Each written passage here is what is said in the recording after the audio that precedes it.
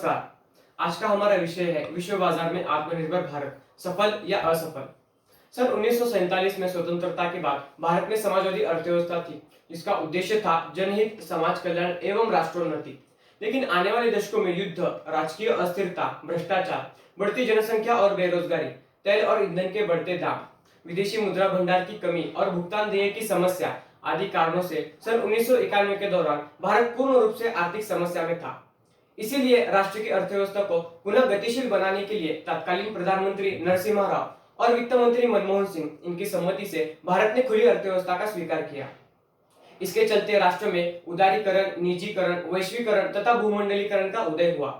आधुनिक अर्थव्यवस्था में प्रवेश कर भारत ने विकसनशील राष्ट्रों की सूची में अपनी जगह प्रस्थापित की। इसके बाद आते हैं आत्मनिर्भर भारत के विषय पर। कोरोना संकट के नुकसान से बाहर निकालने के लिए तथा राष्ट्र की अर्थव्यवस्था की पुनर्रचना हेतु प्रधानमंत्री नरेंद्र मोदी जी ने 12 मई 2020 के दिन राष्ट्र को संबोधित करते हुए आत्मनिर्भर भारत अभियान की संकल्पना की थी। इसके अंतर्गत 20 लाख करोड़ रुपए निधि की घोषणा कर सरकार ने भूमि, चल निधि, श्रम एवं इनके साथ ही नियम और कानून इन घटकों पर अपना लक्ष्य केंद्रित किया।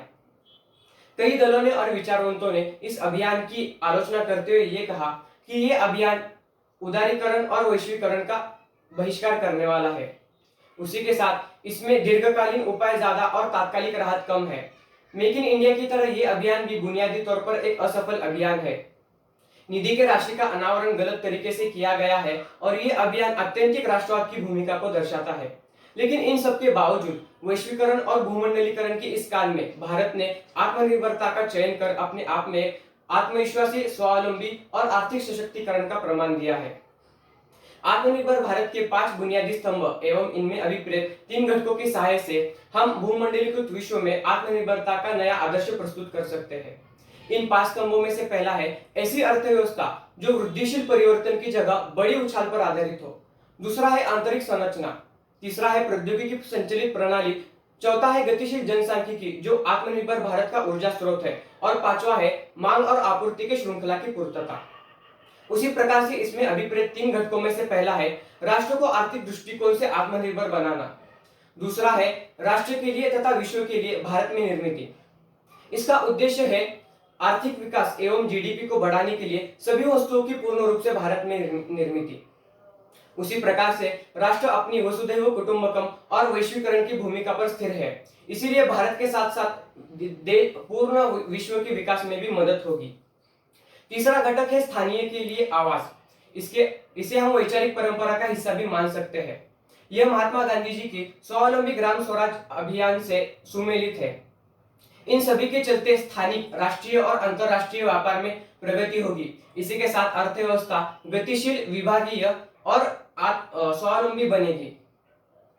किसी भी अभियान की रूपरेखा, उसकी कक्षाएं एवं उसका क्षेत्र, निम्न स्तरों तक उसका किया गया क्रियान्वयन, यह चीजें उस अभियान की सफलता या असफलता की निश्चिति करती है। तो देखा जाए तो इस अभियान ने आपदा को अवसर बनाने का दृष्टिकोण हमें दिया है। विश्व में एक नई आर्थिक नीति प्रचलित करने का मौका भारत को मिला है। इसीलिए कई दृष्टिकोण से आत्मनिर्भर भारत सफल और सक्षम सिद्ध हुआ है और आत्मनिर्भरता का प्रचार और प्रसार हम विश्व में कर सकते हैं। यह हम नागरिकों की भी जिम्मेदारी है कि स्थानीय वस्तुओं को प्रधानता देकर उनका प्रचार और प्रसार करें। इसी प्रकार से आर्थिक वृद्धि में, राष्ट्र की आर्थिक वृद्धि में अपना सहयोग दें। यहाँ पर मैं अपना भाषण समाप्त करता हूँ। जय जवान, जय किसान, जय हिंद, जय भारत। धन्यवाद।